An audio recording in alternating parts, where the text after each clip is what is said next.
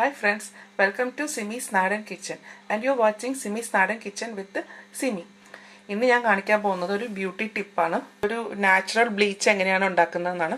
അപ്പം അതിനൊരു പാത്രം എടുക്കുക. പാത്രത്തിലേക്ക് ഒരു ചെറിയ പീസ് പുളി, വാളംപുളിയാണ്, ഒരു കുഞ്ഞി കഷ്ണം മതി.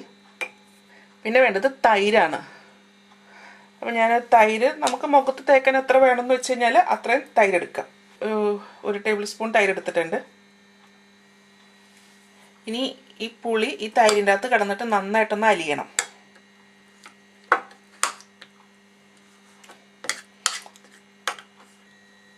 ഈ പുളി തൈരിൻ്റെ അകത്ത് കിടന്ന് നന്നായിട്ട് അലിഞ്ഞിട്ടുണ്ട്.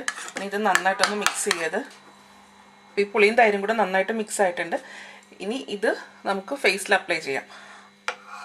ഇതിപ്പോൾ നമുക്കിപ്പോൾ ചിലപ്പോൾ ഇത് മുഖത്ത് തേക്കുമ്പോൾ ഇത് ഇങ്ങനെ ഒലിച്ചൊക്കെ പോരും. ഇതിപ്പോൾ ഇങ്ങനെ മുഖത്ത് തേക്കുമ്പോൾ ഒലിച്ചു പോരുന്നുണ്ടെങ്കിൽ കുറച്ച് മുൾട്ടാനി മിട്ടിയും കൂടി ചേർക്കാം. അതിൻ്റെ അകത്ത്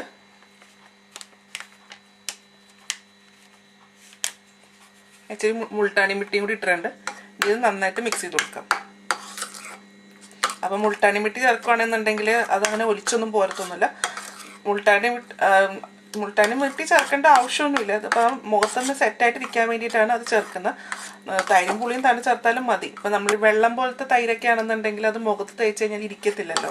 അപ്പം ഇതുപോലെ മുൾട്ടാനി മിട്ടി ചേർത്ത് കൊടുത്താൽ മതി. പുളിയുടെ എന്തെങ്കിലും കഷ്ണമൊക്കെ കിടപ്പുണ്ടെന്നുണ്ടെങ്കിൽ അതങ്ങ് എടുത്ത് കളഞ്ഞേക്കാം.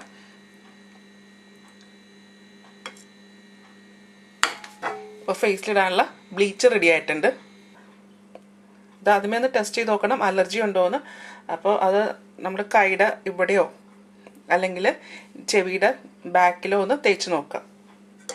ഇപ്പോൾ നമ്മൾ ഈ ഉണ്ടാക്കി വെക്കുന്ന ഈ നാച്ചുറൽ ബ്ലീച്ച് ഉണ്ടല്ലോ, അപ്പോൾ ഇതിപ്പം മുൾട്ടാനി മുട്ടിയൊക്കെ ചേർത്തേക്കുന്നതുകൊണ്ട് ഇപ്പോൾ ഒരു മാസ്ക് കണക്കാണ് അയക്കുന്നത്.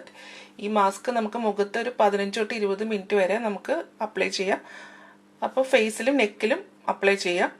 അത് കഴിഞ്ഞിട്ട് നമ്മൾ തണുത്ത വെള്ളത്തിൽ കഴുകിയ ശേഷം കുറച്ച് അരിപ്പൊടി എടുത്തിട്ട് മുഖത്ത് നന്നായിട്ടൊന്ന് സ്ക്രബ് ചെയ്യുക. അപ്പോൾ നമ്മൾ അരിപ്പൊടി എന്ന് പറയുമ്പോൾ പുട്ടിൻ്റെ പൊടിയാണെങ്കിൽ കുറച്ചുകൂടെ നല്ലതാണ്. അതിന് കുറച്ച് തരിയൊക്കെ ഉണ്ടാവും.